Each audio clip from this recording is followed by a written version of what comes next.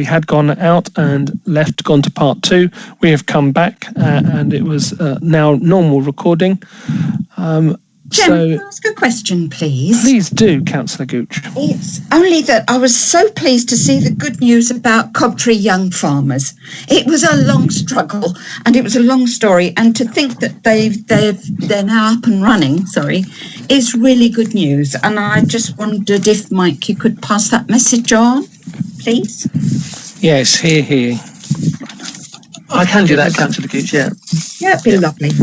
Thank you. Yeah, you can see it from the motorway. It looks very impressive now, and it looks like a proper piece of agriculture happening. One of these days we'll have to have a site meeting. Are you meaning tea and cakes and things? Yeah. Excellent. Right. I think we should have individual tours in the utility vehicle when it arrives. Whoa, see? You mean the one that we're not going to sell? We might all like That's it. the one. Yep, like a little golf caddy, we'll all go off on tour. Okay. Excellent idea.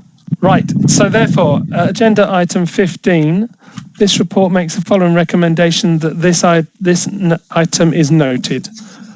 Agreed? Agreed. Okay, Agreed. moving on then to agenda item 16. I assume it's the same way round. Mike, please. Yes, thank you, Chair. So this report is on the car park terms and conditions governing the ticket sales and the season ticket sales. It comes after being aware of the issue at hand for about 12 months. So it's been monitored informally and formally across a winter and a summer period, and we've looked at the impact the usage for non-park users has on the park and on the car park. It's fair to say that in the winter it's less of a problem, and we're able to kind of just let it happen. There's enough provision in the car park for everyone who wants to use the park to be able to park without any problem. But in the summer, or the spring through to the autumn, it does have a knock-on effect. And I think paragraph 2.6 in the report highlights the annual cost after some investigation work between ourselves and parking services. So we're in a position where we could have a full car park, no visitors in the park at all, and everyone's parked within the terms and conditions quite happily, but gone off to do other things, either caught a bus or done some car sharing, or they've walked to their employer. Obviously that's some way off, but these things can snowball, and we wouldn't be ready for it, and we'd need to then bring this report at a later date to do something about it. So this report's about avoiding that scenario and protecting the parking spaces for park visitors. I wanted to make it clear that this is not about penalising or punishing anyone who's enjoyed the parking there as a commuter. If it's open and people are able to do it, then why wouldn't they? This is more about us reacting to that situation and protecting ourselves. So as part of doing that, we looked at what would happen to this behaviour if we made these recommendations. So from section 2.11 onwards, it shows the nearby provision in the area and the other options that are available to people. So it would increase the journey and on foot, but there's enough free parking at the other end of Fulstall Road for people to still be able to park their car for free in the area and then walk to their place of employment. It would add on a 10-minute walk to their day.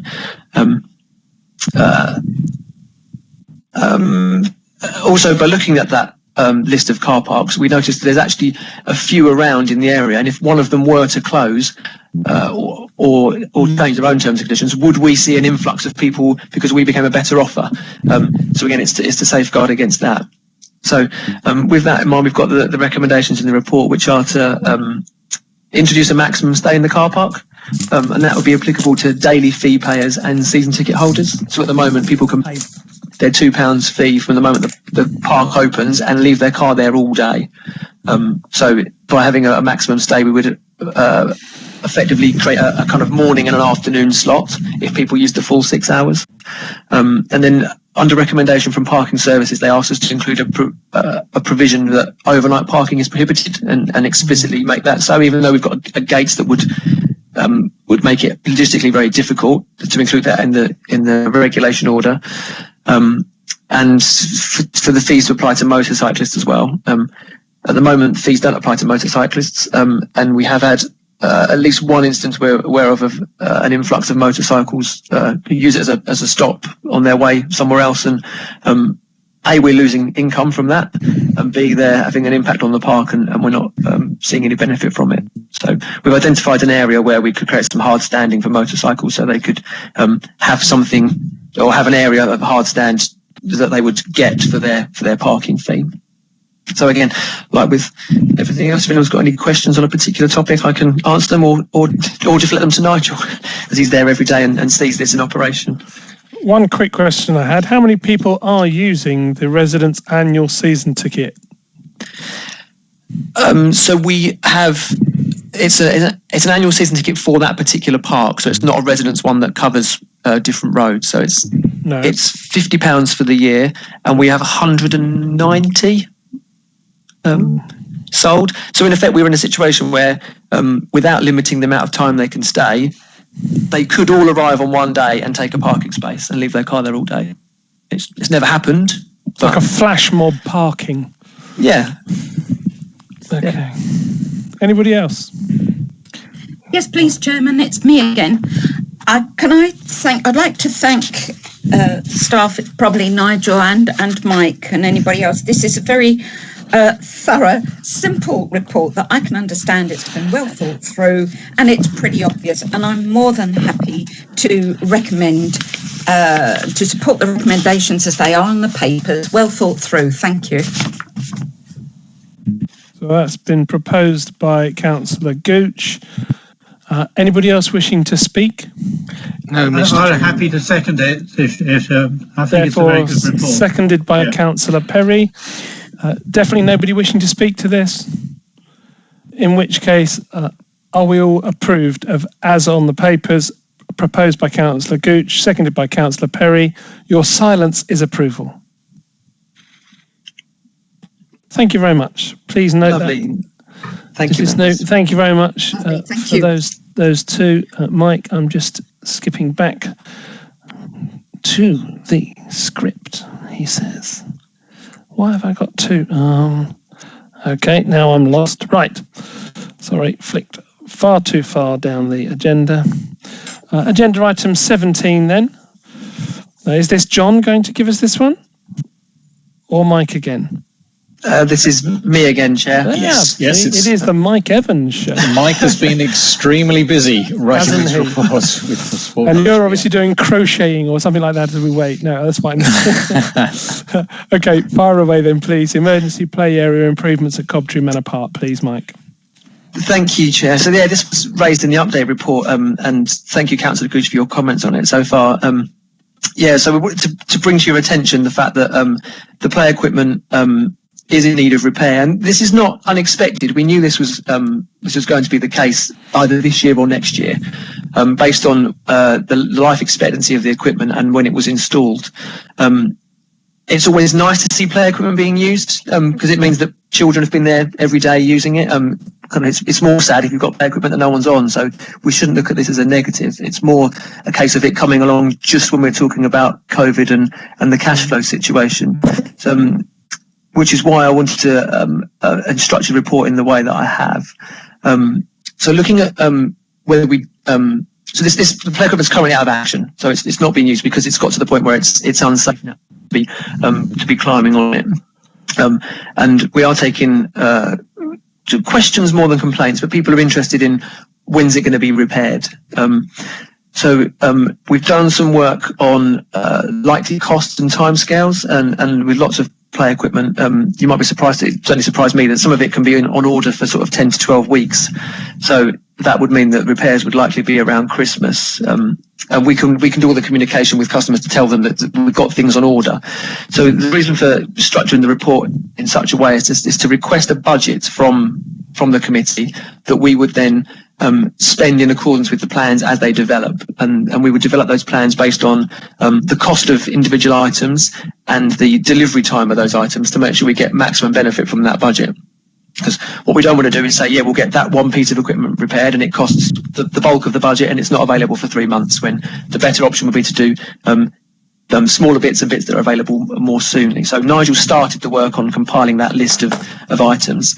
Some of it we don't know the cost of until we do some investigation work, because it can affect, or the concrete fixings in the ground can affect the overall cost. So if you need to just replace the item on top, so a bouncy rocker or a spinning top, that's quite straightforward. If there's damage under the ground, then you've got to excavate it, reset it with concrete, put new bearings in, and the cost goes up. So we would manage all that in the creation of this budget.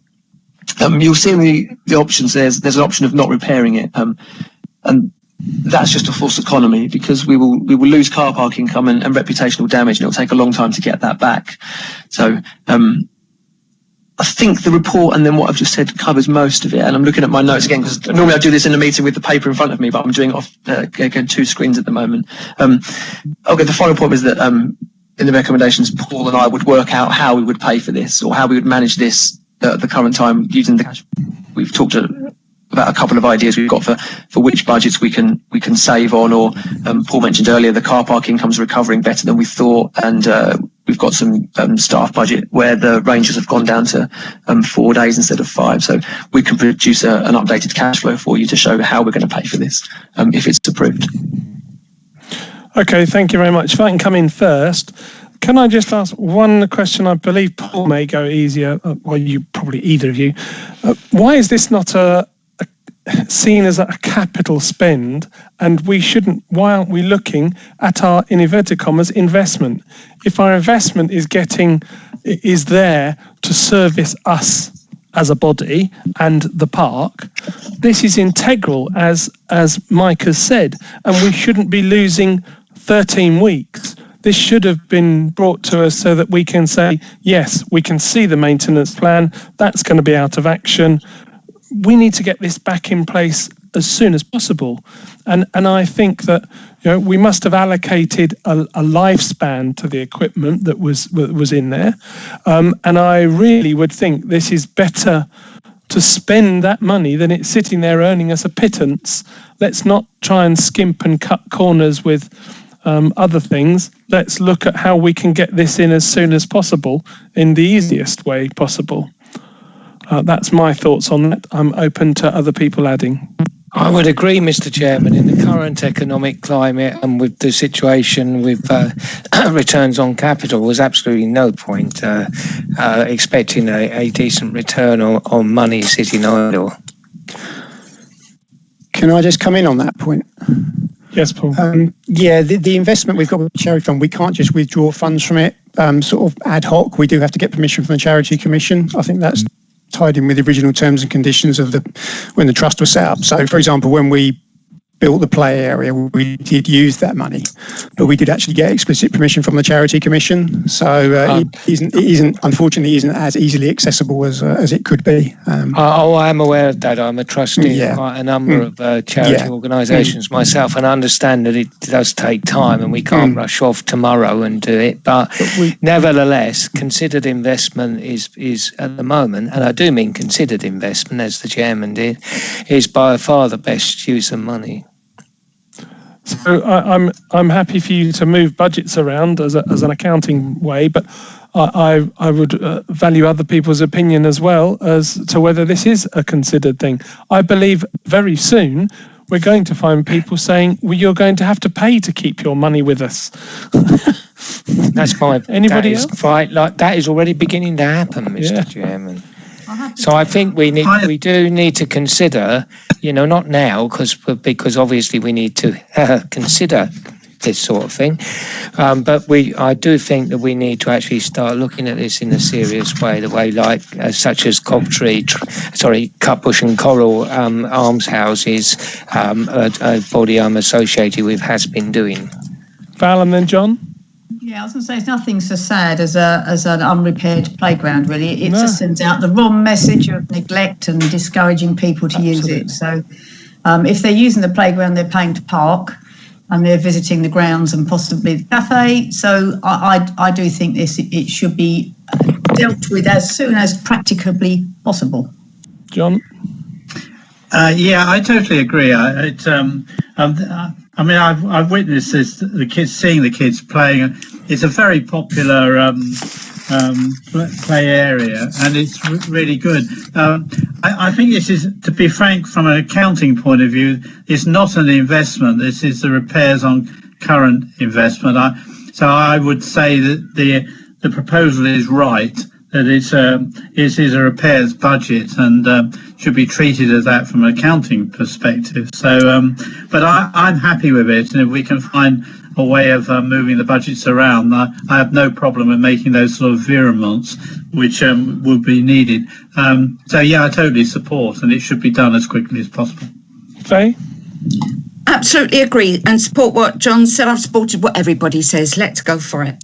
My only other caveat is to how much of this work could potentially, or should we be asking whether Parks were able to do for us? Because I know they did the Pennington Heath play area. Was that to any John? I suppose I'm aiming this at you. Was that successful? Do you know? Rather than getting a company in to do this and then we're paying their profits as well? I can answer that, Charlie. You directed it to John. But yeah, this would go through Maidstone Borough Services, the team at the depot. It is? Yeah. Okay, yeah. All right. So it is, therefore, we're using NBC's buying power, I hope, to get the equipment itself at the best price, and I hope a keen price to put it in as well. Yes. Okay. We do a check with outside local suppliers and installers, because I know that there is even, I was driving around the other day and saw a van on a forecourt in one of my areas and thought, oh, they do installate. Oh, that's good. But I just wondered how this all works. So if we've got £20,000 to spend, or we're earmarking that, or that's what you think it might be, could you, as quickly as possible and as within the confines of what we're allowed to do, please proceed. I would like to move that. Hold on, we've got what is on the papers. Are you just asking for an actual... Sorry, I'm going the wrong way. It was to approve a budget of 20,000. Right. Okay. Weirdly, I can't get to the little bitty thing here on my... See, my computer's asking to restart. No, I don't want you to restart. Go away. That's better. Excellent timing. Hey, isn't that good? You want to restart now? No. Okay, sorry, right. Okay, so therefore, this report makes the following recommendations to the committee. One, that the repairs budget of 20,000 be authorised for the play equipment repairs. If that chimes with what we've said, then that's fine. The delegated authority for managing the repairs budget is given to the head of Regeneration and Economic Development in consultation with the CMEC chair. And then that the updated cash flow forecast is presented to the Cobtree Manor Estate Charity Committee. So I'm happy to move that. Seconder, anyone? I'll second it. That was John. Sorry, I heard John. I heard John say yes. Or if you want to get her name down, that's good. Chair, sorry. Yes, carry on. Sorry, Chair, I've just had a thought that the recommendation 1 doesn't mention VAT. Yes. It's just occurred to me. So therefore, it should be plus VAT. I don't want you to come backwards. Yes, go plus VAT. No worries. Paul's just had a go. Oh God. Okay, so I'm sure that's super. Do we not apply for that to get the VAT back if we're a charity? Paul? It's quite a convoluted arrangement, but there are certain circumstances in which we do have to pay VAT. I think this is one of them, but in certain areas of activities we don't. There was a briefing given to the committee, I think last year sometime, by John Owen. Yes, right. It's not straightforward, unfortunately. I think on this, in this instance, we will have to pay the VAT, unfortunately. So. Oh, right, yeah. Okay. I noticed the next item is about, and I'm not jumping to that item, but I'm saying that request to the Cobtree Charity Trust.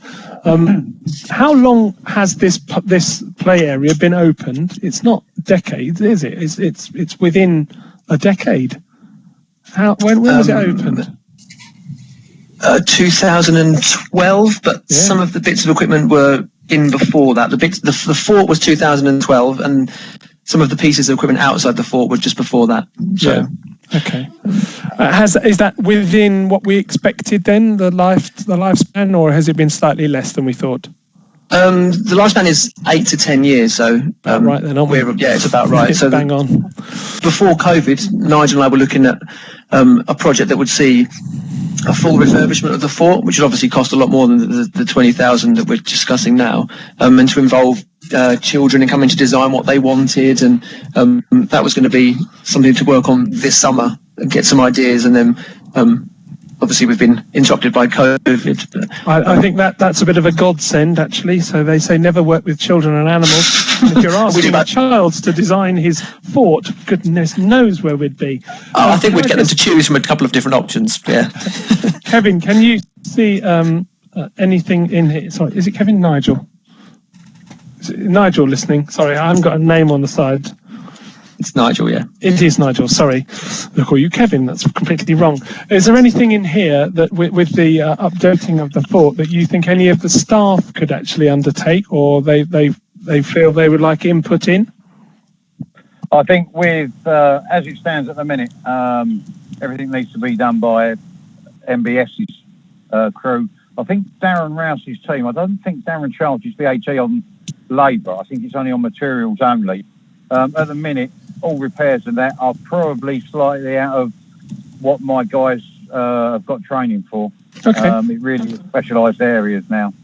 All right, okay.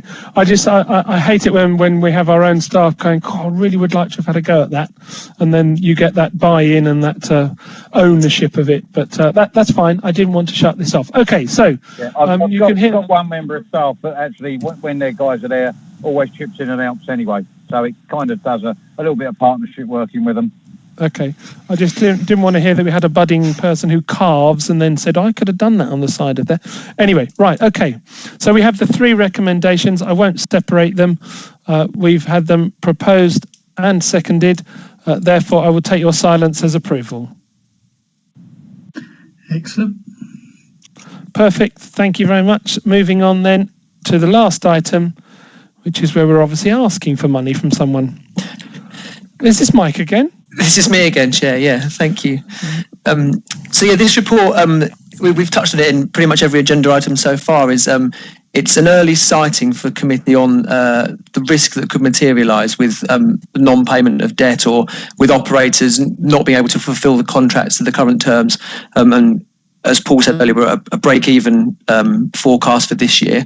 And there's a potential that could get worse depending on the golf course and the cafe conversations, and could move into us needing money from somewhere else. So this was a recommendation for the committee to talk to its partners, those being the Borough Council and the Cobtree Charity Trust, to see what potential there was for any assistance from either party. It doesn't have to be money. Obviously, everyone's facing the difficulties at the moment just as much as the next organisation. And being a council employee and everyone attached to the council, we're all fully aware of the position the council's in right now. But there may be certain things that either organisation can do for us, like we talked about releasing charity funds. We talked about changing payment terms. There's lots that could be done through some discussion and conversation. So this was to see what the trust's feeling was on having those conversations, or potentially not doing that and maybe doing it at a later date. Hand over to the discussion. Okay, thank you. Anybody wishing to address this? No.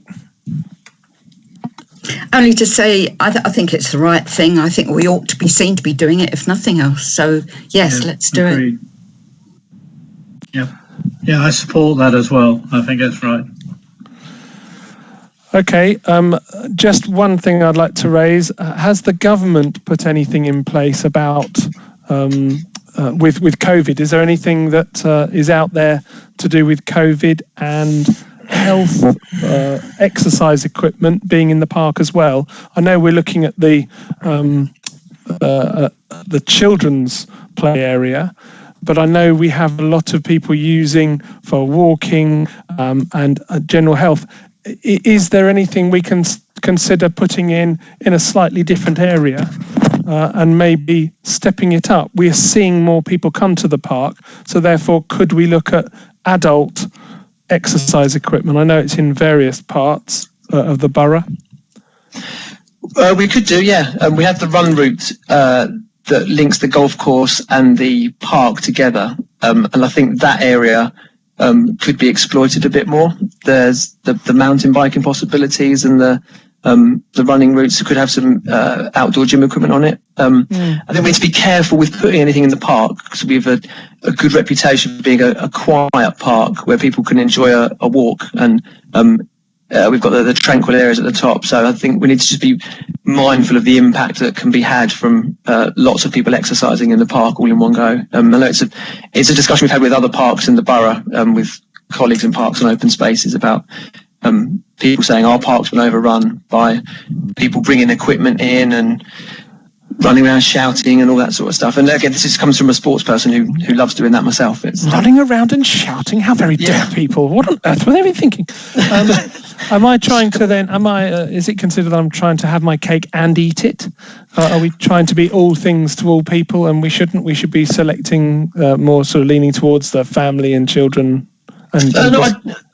I don't know about Martin. I think eating families and children instead of cake might be going a bit far. Well, there you are. Okay, it's just a DAGT thing there.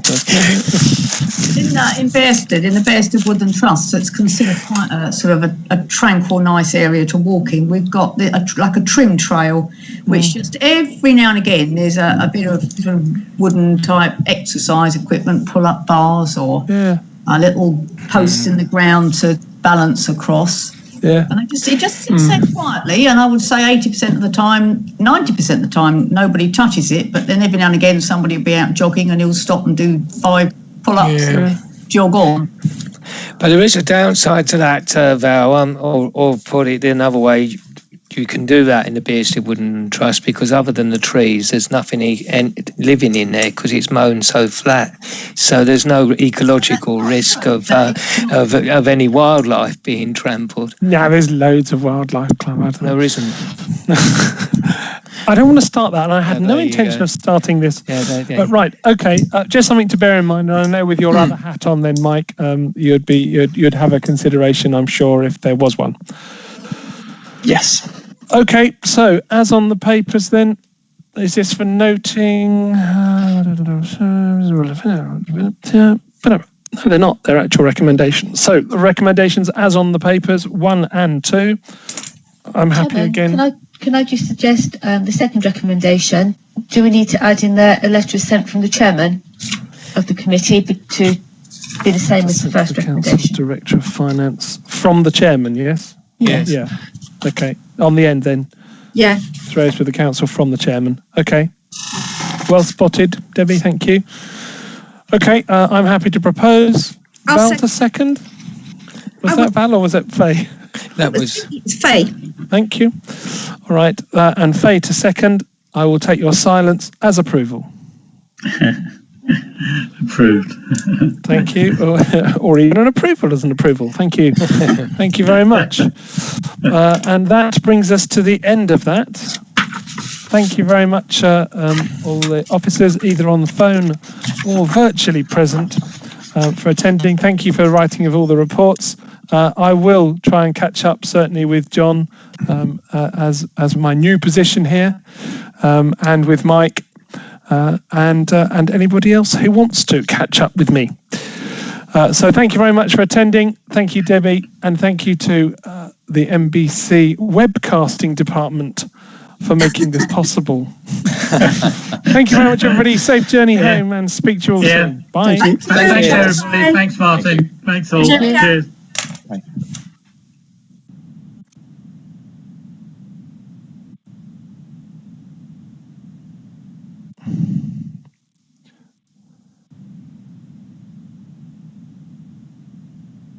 Okay. You still there, Clive? Hello. I am, Martin. I was just wondering whether you were actually nipping into the office today or not, because I was about to leave. Yeah, no, I was. No, you go. I'll catch up with you. Don't worry. No, it's all right. I didn't want to leave and have you turn up. No, exactly. I am at home at the moment. I won't come out now. I may try and pop in tomorrow. I'll leave it on your desk. I will probably be here tomorrow, but not early. 11 o'clock-ish onwards, probably. All right. Okay, Debbie. Cheers. Thank you very much, Debbie, as well. Thank you, Clive. Cheers. Thank you. Thank you, Debbie.